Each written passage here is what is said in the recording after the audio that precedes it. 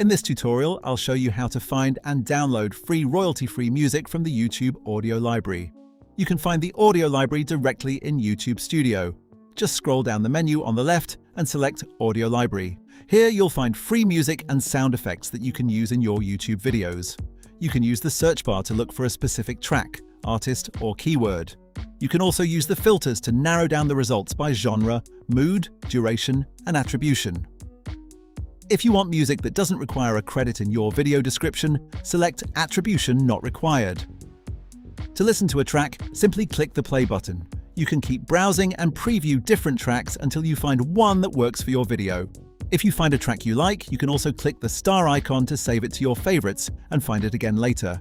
Before downloading, check the license information.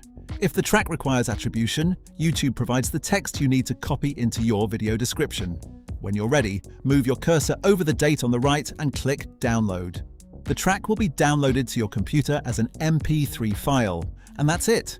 If you found this tutorial useful, subscribe to Digital Dive Academy for more easy-to-follow tech tutorials.